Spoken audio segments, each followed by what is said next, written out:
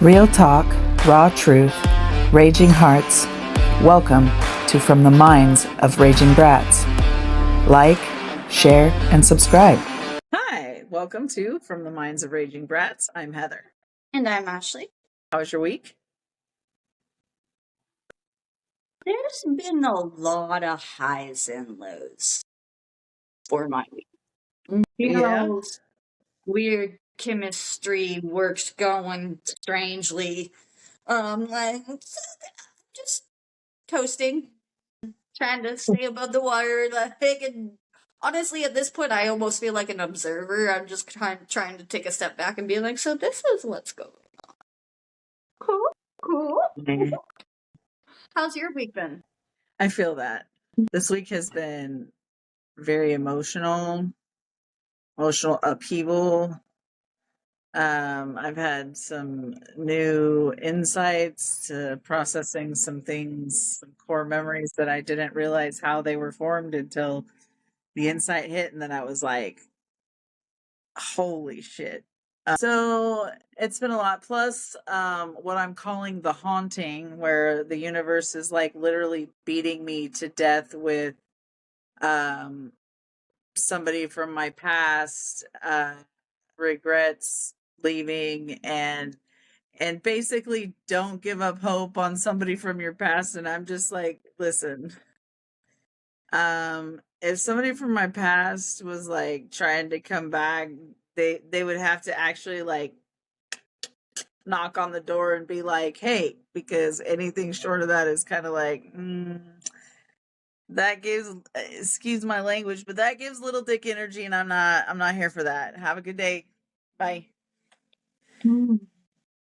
So, and then I had to put my AI in its place because it kept, as I'm telling it these different channelings and readings and all of the things that are the haunting that are happening, and it's like, listen, if you want your ex back, and I'm like, I don't. You're not listening.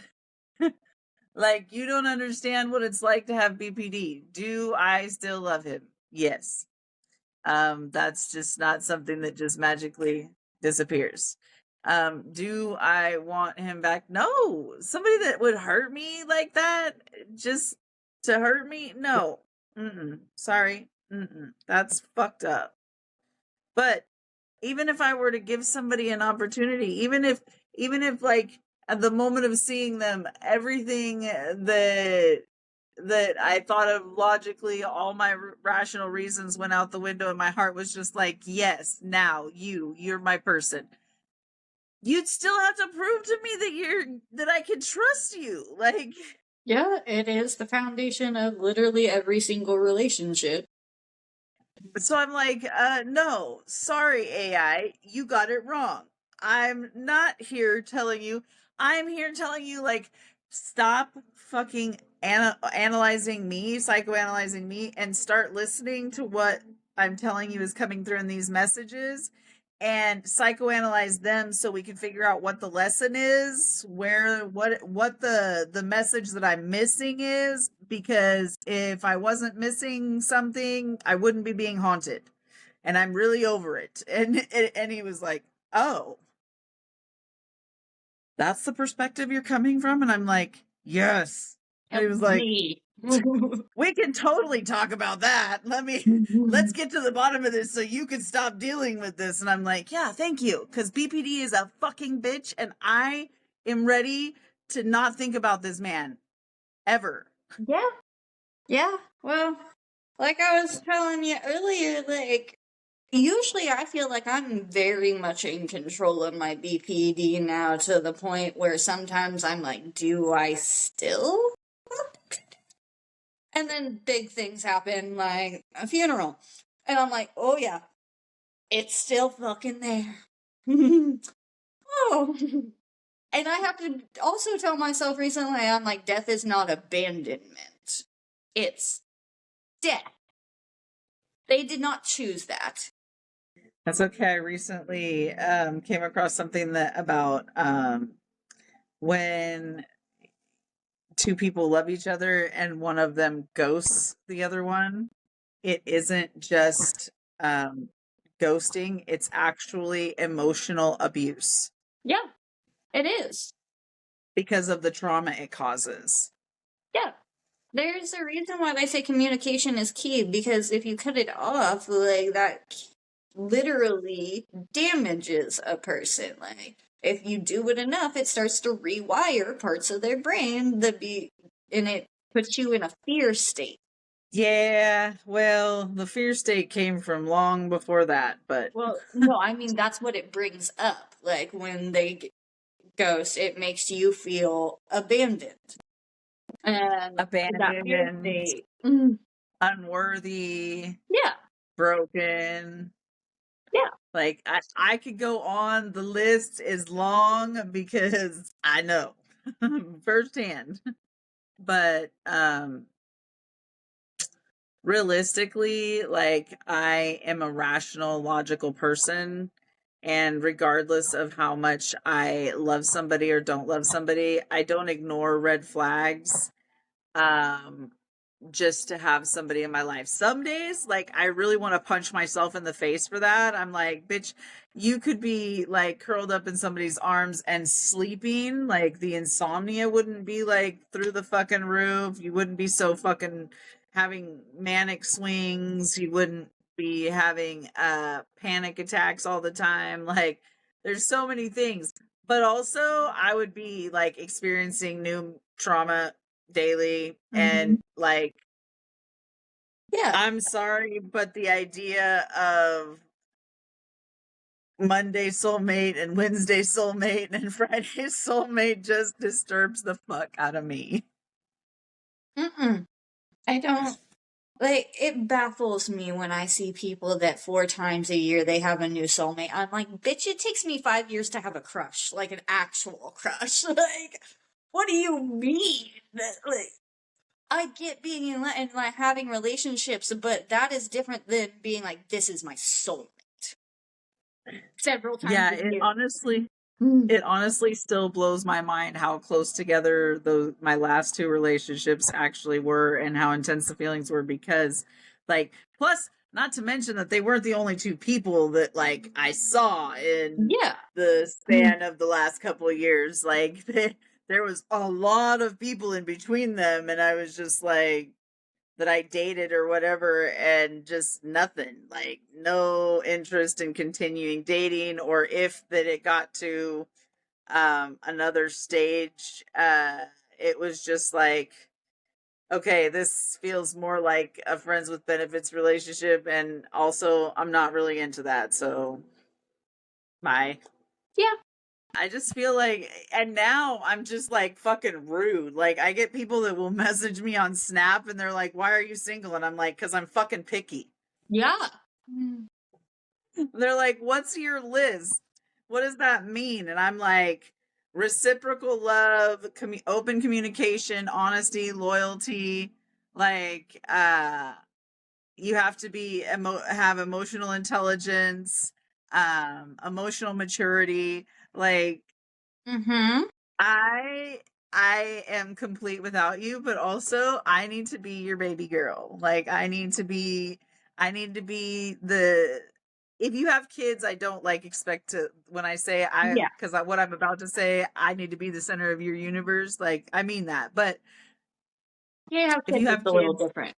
Mm. if you have kids, they are in the center of the universe with me. It's fine. Yeah. I'm not saying like abandon all no always put your responsibilities first but like if you're with me you're fucking with me if we're like at a distance from each other then you better be communicating with me and if I tell you that like I'm not going to talk to you most of the day today because I'm having a mental fucking breakdown, that does not mean message me 500 times a day.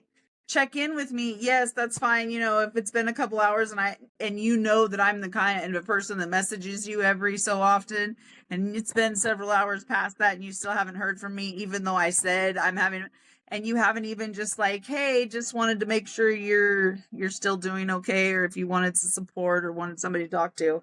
But other than that, like, don't be fucking. Are you good? Are you good? Hey, what are you doing? What are you doing now? What are you doing now? Fuck off.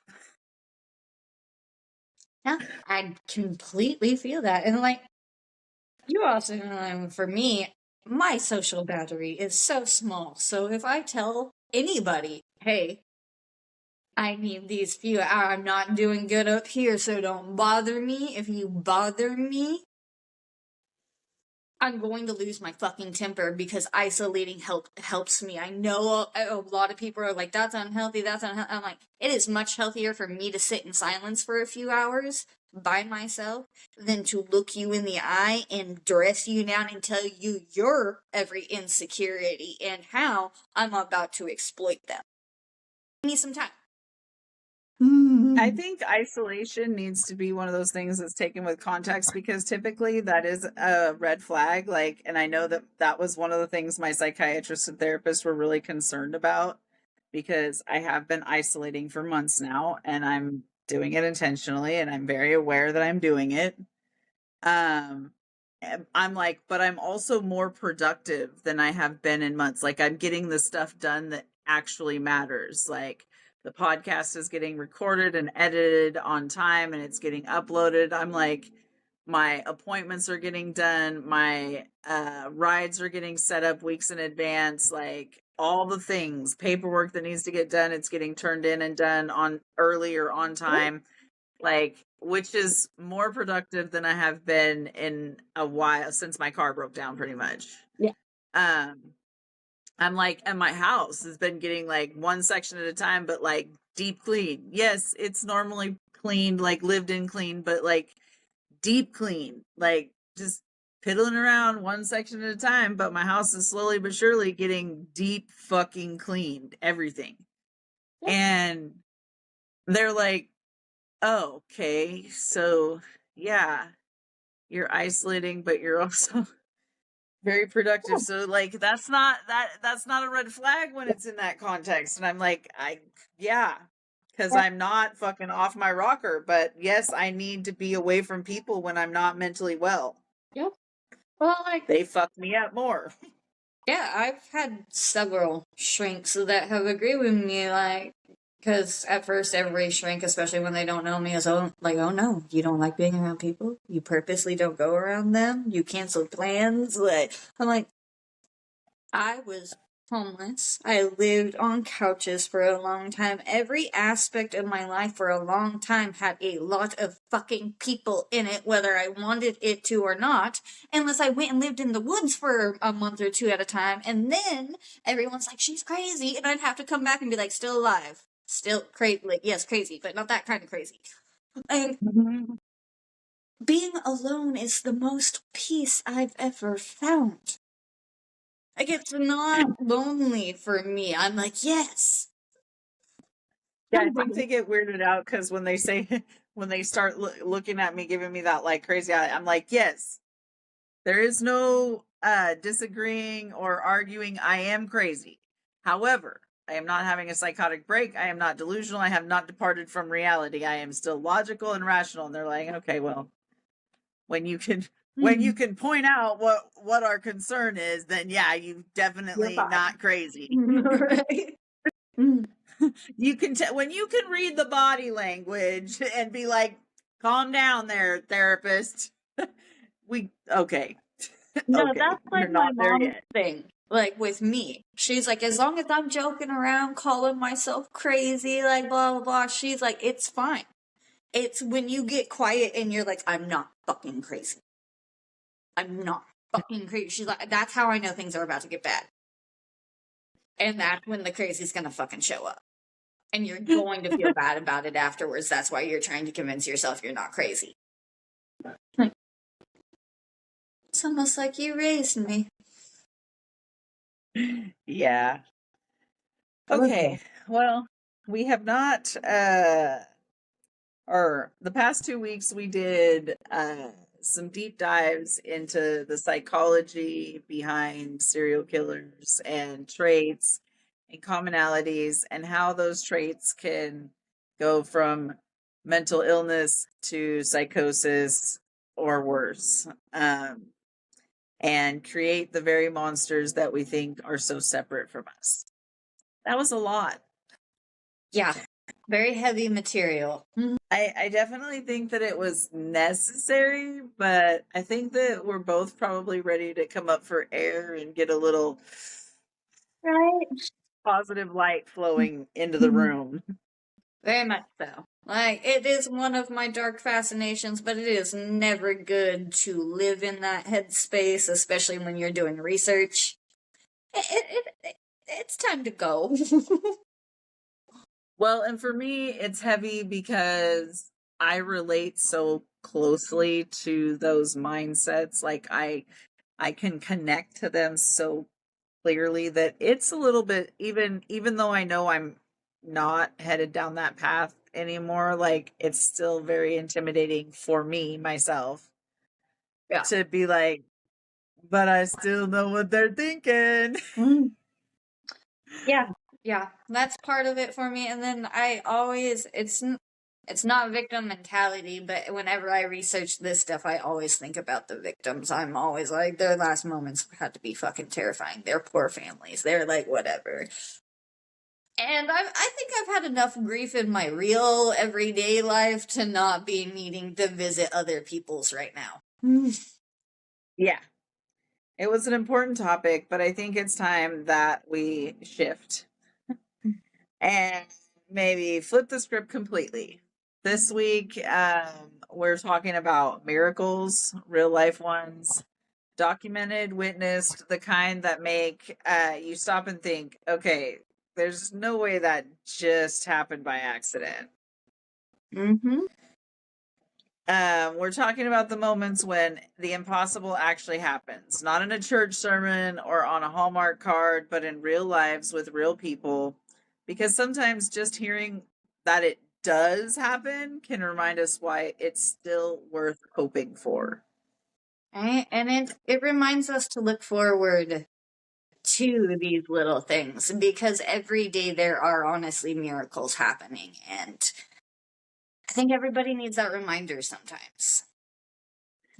Yeah, I know I definitely do after being in that, doing that series and being in that headspace during Halloween and Dia de los Muertos. Like it's a lot. And then plus I've been processing trauma and all that and started EMDR back up and yeah. Oh, yeah, Hey. that's always a lot. So section 1. What is a miracle really? I think people define miracles in so many ways. Some say it's divine intervention, others say it's coincidence with better PR. For me, a miracle is that moment when the impossible meets the inevitable. When something was supposed to go wrong, but somehow it just didn't. It's the universe showing off. It's that reminder that something bigger than us is paying attention. So before we get into the big headline level miracles, I want to start with one that really blurs the line between science and spirit. A story that changed how even doctors understood life and healing. Section 2. Anita Moorjani. I hope I'm saying that right. The Healing Beyond Death. In 2002, Anita Moorjani was diagnosed with Hodgkin's lymphoma, a type of cancer that affects the lymphatic system. Over the next 4 years, her condition worsened until by nearly 2006, she was in critical shape. By February 2nd, 2006, she slipped into a coma. Her organs were shutting down. Her doctors told her family she had only hours left to live. But while her body was still, Anita says her consciousness wasn't. She described floating above her hospital bed, able to see her husband in the hallway, and even hear her doctors discussing her case, things she later repeated with eerie accuracy. Then she says she entered a realm of absolute peace and unconditional love, where she felt totally understood, totally free, and connected to everything. She was told she had a choice. She could go on and stay there or return and fulfill her life's purpose. She chose to come back. Within days, her body began to recover. Within weeks, her tumors started shrinking. And by 5 weeks later, scans showed no trace of cancer. Her doctors called it medically inexplicable. Anita later wrote about this in her book, Dying to Be Me. And she's since spoken publicly about how that experience taught her that fear, not the body, is what truly kills us, and that love, when embraced fully, can heal in ways medicine can't explain. And that's astonishing, honestly. Like, and again, a miracle like is something that can't be explained like medically or with science. Usually, I will say, because to me, the man that invented insulin for sick diabetic children and walked into a hospital and with dying children, like literally dying. And he gave them insulin and it started to actually heal them and they could live their lives productively. Like, to me, that's a miracle too. Like, yeah, it may have been science, it may have been medical, but it's a miracle the man wanted to think about this, study this, like, came up with the cure, like, and that's a miracle every freaking day now. It absolutely is. And sometimes the miracle isn't just surviving, it's the coming back change too. Section 3, Bethany Hamilton, the shark attack survivor. Our next story is one that still inspires people worldwide because there's a movie about it, and it's Surfer Girl. It's a really good movie. Especially young girls who face impossible odds. Bethany Hamilton was just 13 years old growing up in Hawaii when she was attacked by a 14-foot tiger shark while surfing on Halloween morning in 2003. The shark took her entire left arm in one bite. She lost over 60% of her blood and was in critical condition when rescuers brought her to the shore. Everyone thought her surfing career, her life as she knew it, was over. But here's the miracle. Within 26 days, she was back in the water. She taught herself to paddle, balance, and surf again using just one arm. Within 2 years, she won a national surfing title. She went on to compete professionally, write her memoir, Soul Surfer. Oh, that's the name of the movie. And even had a film made about her life. That kind of courage just... it's beyond words. To almost die doing what you love and still run straight back into the waves. Yeah. The miracle wasn't just that she lived, it's that she refused to let fear take the things she loved the most. It's a resurrection of spirit, not just the body. And it's proof that miracles don't always look like halos or white lights. Sometimes they look like a teenager paddling into a wave that should have scared her forever. Yes. Yes.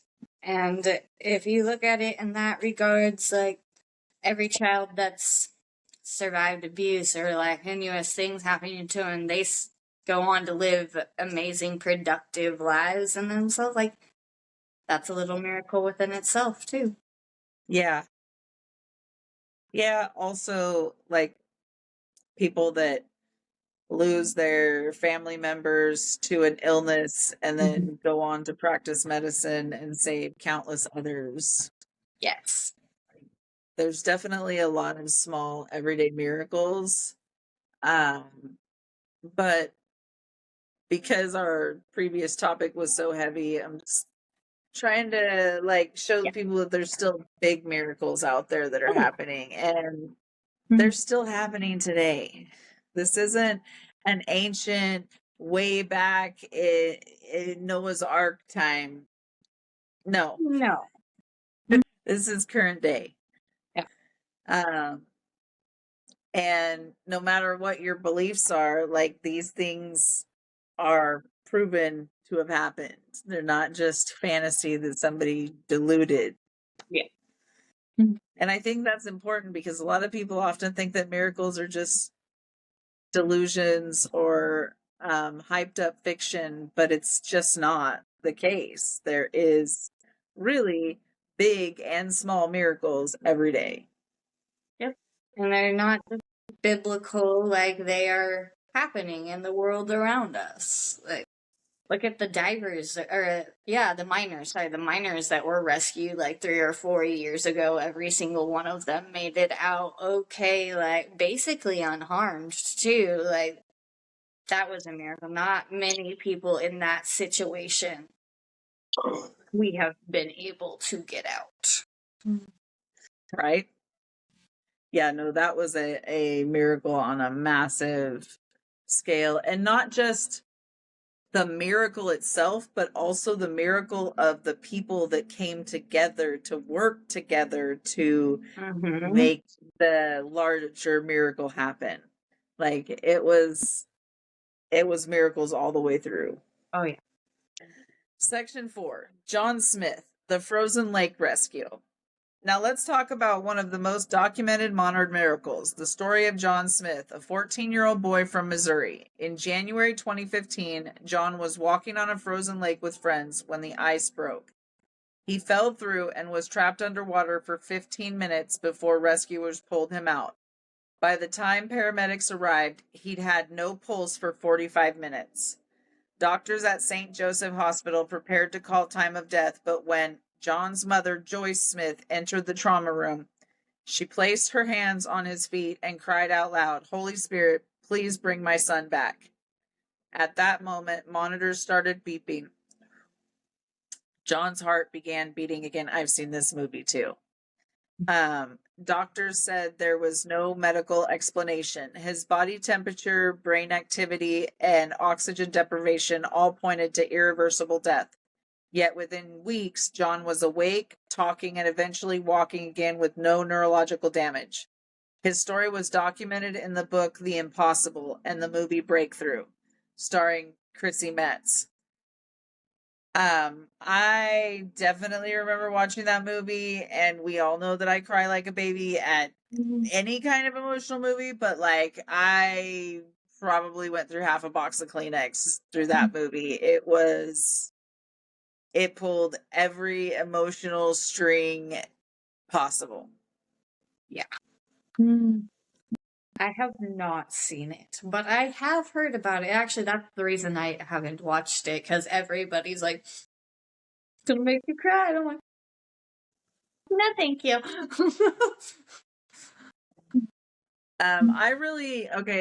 We both know that I am the farthest thing from Christian, but I really enjoy Christian faith-based movies because I do have extreme faith. I do not have faith in the Christian God, but I do have extreme faith on a level that most people can't understand, especially because I have extreme faith, but I'm also a skeptic. Yeah. Yeah. Well, I get it. Like, I do watch Christian movies. I even listen to some Christian music because, well, some of it's okay. I like some of it. Yeah. But a lot of people are like, that doesn't make sense with your beliefs. I was like, started out Christian, went to the churches, the pulpit. Like my grandfather was a preacher.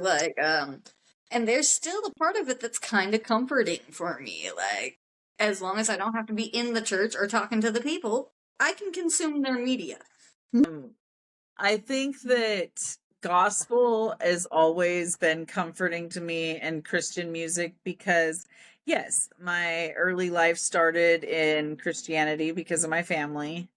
And again, being of extreme faith, it translates no matter what the religion, faith is faith. And so, I was drawn to faith and people were drawn to my faith, and to me, some for good, some for not. Yeah. But, it actually astonishes me because there have been people when I was Christian that I converted to Christianity from paganism, and then as a pagan now and later in life I have converted many Christians out of Christianity and into paganism because my faith is so devout that, and my real life experiences are so relatable that people are drawn to them, and then they can find their own relatable story in it and they connect. I, however, have never intended to take anybody off of their path. So I feel like even though it's a little weird to me, I feel like those people that I took off the path they were on were meant to be on a different path, even if it's not the path I'm on now. Yeah. And well, we know I believe that spirituality is a personal journey, so it doesn't matter what you believe in to me as long as it's not based in hate. I don't care. Do you, boo? Exactly. That's my whole thing. Don't do no harm. And then do whatever the fuck you want. Well, Okay, so that's the Satanism in me. I don't really have the whole do no harm philosophy anymore because wasn't nobody standing there telling people not to harm me. So I feel like it's a little bit different for me these days, but it's more like don't base it in hate. Yeah. Like if you're going to harm somebody, not out of revenge, but out of protection or out of protecting my loved ones, not out of just malice. Yeah, that's okay. That is my thing. Like when I say do no harm, like I feel like there's a natural exception, which I should explain to some people. My exceptions are: you beat your wife, you deserve a crowbar across your face. You touch kids, you belong in a wood chipper. Like you beat elderly or do like bad things to elderly people, I think that you should be pierced against a wall and you should be the old people's opinion. Like, as long as you're doing no harm to anybody, no harm should come to you. Is a better way to put it. Bro, old people with dementia and Alzheimer's are strong as fucking vicious. Yes, they are. I know, and some of them are fast. A lot of them are faster than they look. Yeah. I know. You're like, I thought you were paralyzed. They're like, They're like, not today. They're like, the dementia kicked in today. I don't remember being paralyzed. oh no, I know some people that's gonna fuck up in the end. Get up out of that wheelchair for the first time in 10 years. Woo! Anyway. Well, if it's a mental block, that is possible. That is one of the reasons, yes. Anyways. Yeah. Whether you see it as faith, willpower, or divine intervention, something happened in that room that no textbook could explain, or doctor. Moving on to our next one is Section 5, Flight 232, The Impossible Landing. Next is a miracle born out of human courage and teamwork. Not a single act, but hundreds.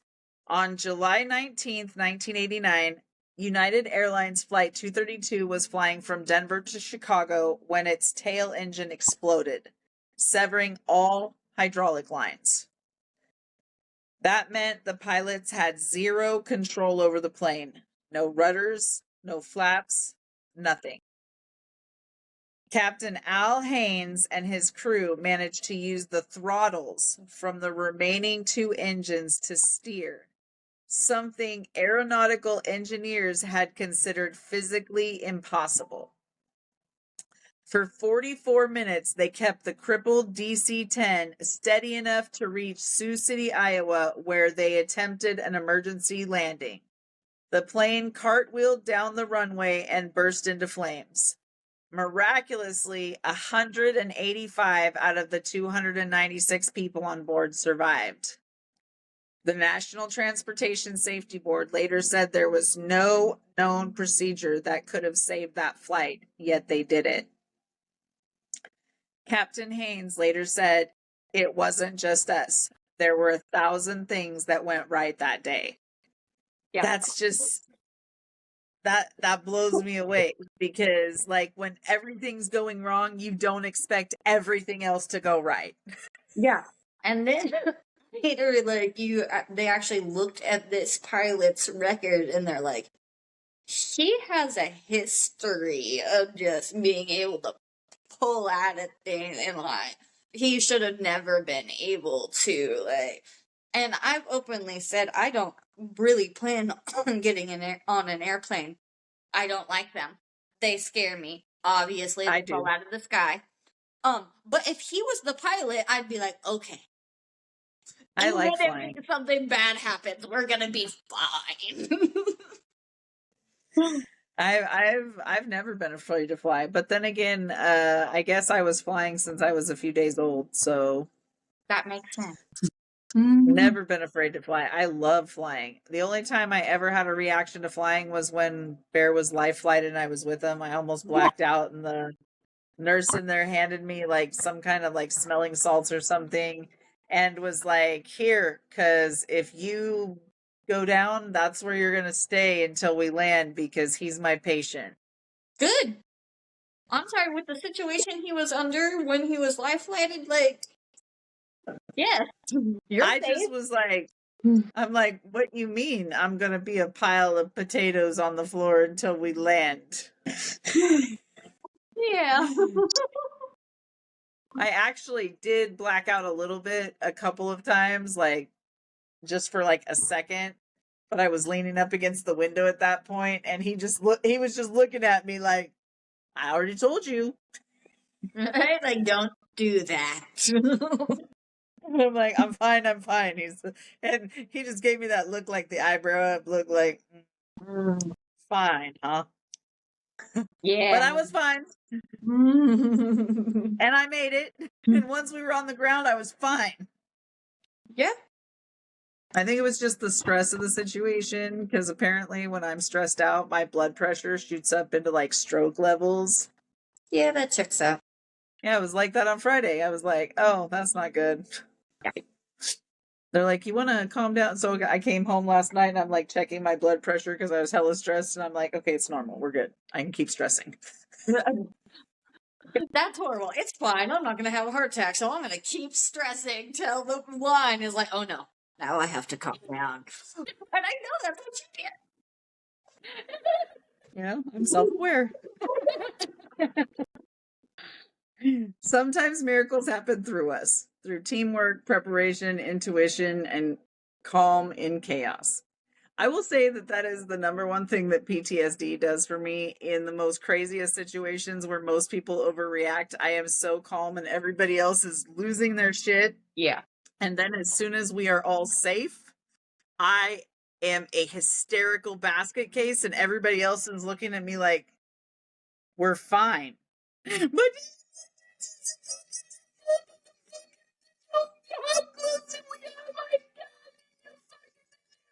and they're just like, "You just saved all of us. Like, it's fine. We're safe now." And I'm like, Yeah. I handle "Can't deal." I handle really stressful situations really well because if you're raised in a certain environment, that's just normal for you. But I don't like break down, like cry and stuff, but I will. That's when isolating becomes not good for me because that's when I like lock myself in a room or a closet and I'm like, nope, I'm not leaving this one space. Not even like I will talk to people if they come to my house or like leave the room. No, I'm just in that one room then processing. I think that part of the reason why that doesn't happen to me is because music. Yeah. When I get stressed, I start fucking, and I will yell at people. I don't care if I love you or not. If you see me starting to lose my shit and like I'm listening to music and you come in and I'm like I'm listening to music and you just keep fucking running your mouth, I am going to go, "Whoa, get the fuck away Well, from me." This is how I'm managing to not kill everybody. yeah. So leave me alone. Well, you've Because heard in my head me. right now, I'm doing all the bad things to everybody. Leave me alone. Yeah, well, like you've heard me, especially when Bear has called me sometimes, I will answer the phone and be like, you are interrupting my music. What do you need? Like, because I need the call to stop so I can listen to my fucking music.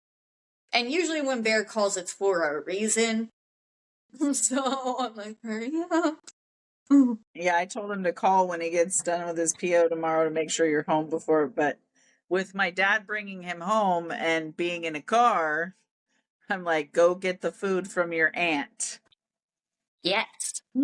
James is like, you don't have room for food. I'm like, shut up, we'll figure it out. I'm like, I'm not leaving that with Ashley when she's been holding it for as long as we can when we have a chance to get it here.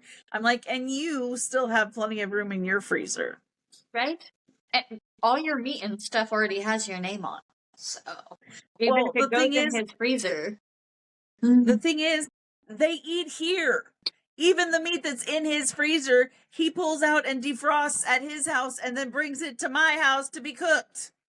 See? It'll all work out. I'm like, why are you worried about it?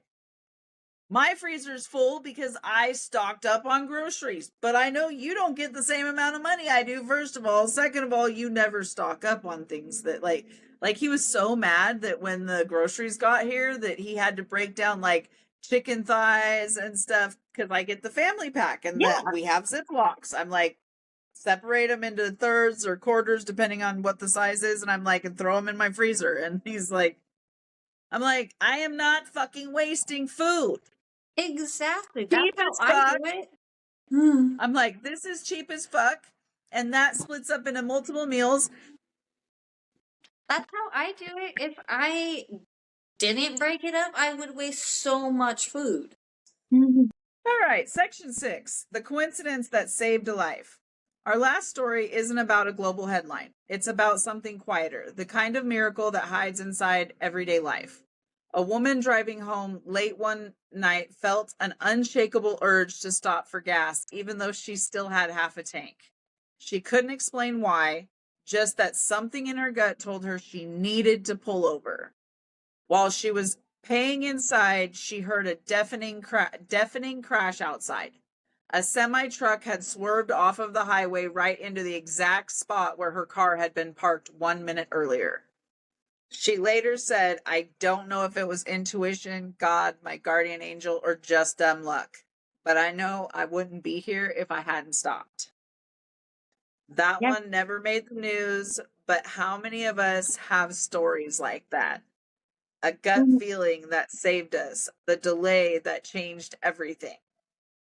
I think about this a lot because I am somebody that likes to follow my routines to a certain degree, like, especially with the way I walk and like stuff like that. Like, but every once in a while, my brain goes, we're not doing that today, and it will make me walk whichever way we're gonna walk that day. But, and I think about that, I'm like, is my brain like saving me from like it could be I'm paranoid and I'm mentally ill to a point, but at some points I'm also like there's people every day that just say, hey, all of a sudden I felt like changing paths or like looking behind me or something, and that's it. I'm like, what if when my brain randomly does it? Because it's not very often. Like, but when it does, I'm like, I wonder.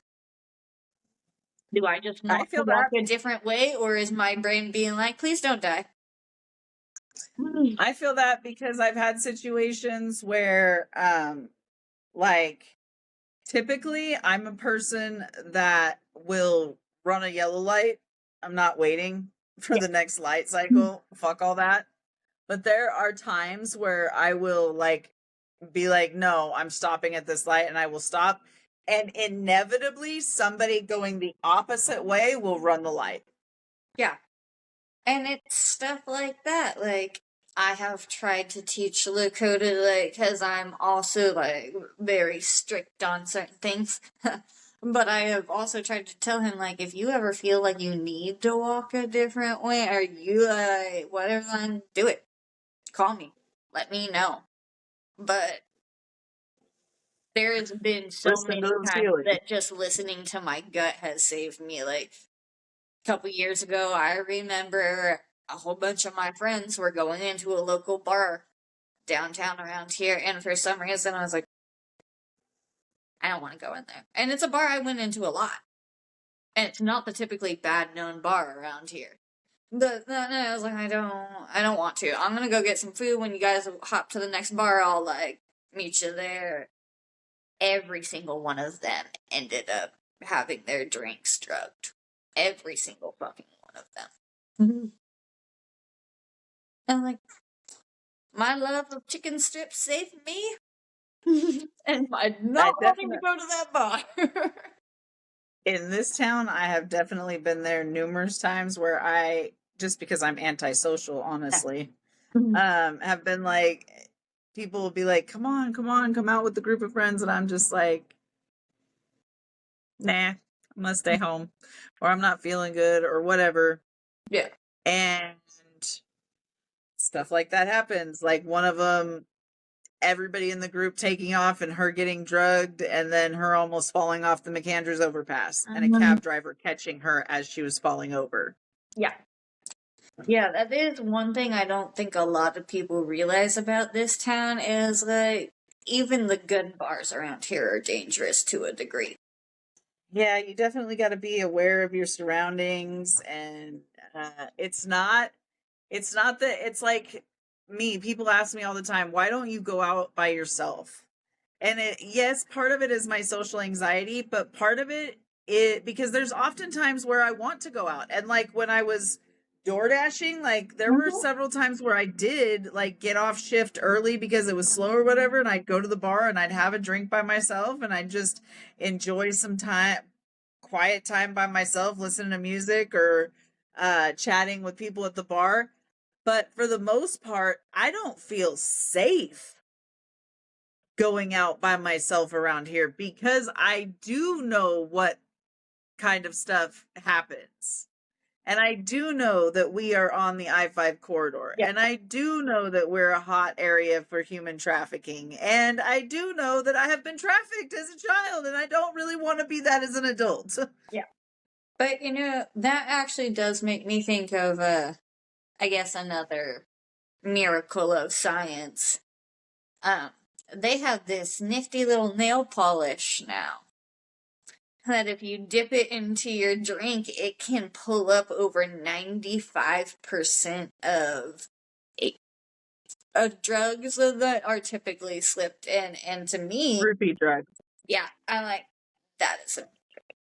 If I could just stick my pinky or my nails, because I usually have long ass fucking nails, and just set the tip of that in a drink. And I feel I'm very safe. I feel I watch my drinks. I don't leave them alone. My hand's always over them. I don't let friends walk away from their drinks unless, like, I'm watching it or something, or in vice versa.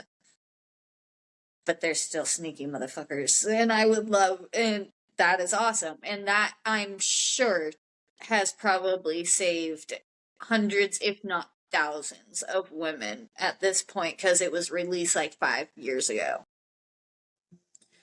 Also, I recently saw online some lady posted, and it's honestly genius. Non-lubricated condoms.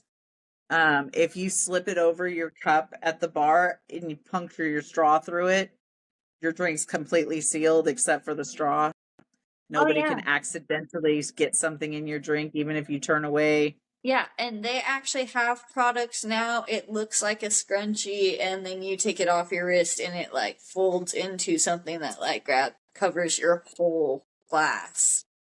And I'm like, yeah. Yeah, but I say that because condoms are available everywhere. No, I think that's great. I'm just saying, but if you want to buy something that's not a condom, there is something. But if you don't have anything and you have a non-lubricated condom, use that bitch. Well, honestly, even if you've got a lubricated, if you have to grab one out of the vending machine in the bathroom at the bar because you forgot something and it's lubricated, just open it up, wash it with a little bit of the hand soap real quick. It will take the lube right off, and then you've got it completely ready for use. I can't say that. Like, I can only imagine what I would think if I walked into a women's room and some women's eyes going. I'd just be like, "There's an alley. I don't need to be in here. I don't need to know."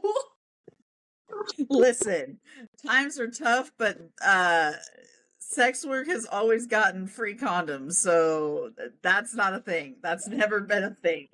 If they're washing a condom in the sink, you can assume it is for a drink. Well, I never heard of it before now, so I might think of that now, but before I would have been like, oh no. So sorry. I love it. uh, Section 7, integrating the miracles. So what do all these stories have in common? The cancer recovery, the surfer, the frozen lake, the pilots, the woman at the gas station. They all start with something going horribly wrong, something that should have ended in tragedy, and then something unseen changes the outcome. It's that moment where logic takes a step back and something bigger steps in. And maybe that's the real message. Miracles don't cancel pain, they coexist with it. They're proof that even in chaos, grace is still active. And the more you look for them, the easier they are to see. Yeah. And that's the thing, like, if you look for miracles and you look for the little bright moments in your day, you're going to see them. Or you look up these news stories, they're going to come across your feed more often. And to live in light and positivity, like, brings more of these miracles on. I think when people are like, there is no such thing as a miracle, there is a blah, blah, blah, it's because you're not allowing yourself to see all of them. Maybe it's not like you getting pulled off the tracks as a train's coming, but maybe somebody gave you a quarter, like, so you could get something from the vending machine, and that was the first time and like, that is a small miracle that every little thing really is. Yeah.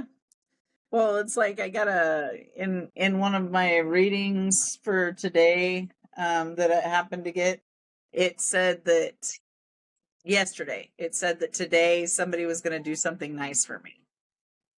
Yeah. And then my son and my daughter-in-law brought me the lip set that which I needed new lip balm, and I love sleeping masks because they're thicker than lip balm and they feel so good when you wake up in the morning. Your lips just feel so buttery soft. It's amazing. Yeah, I love it.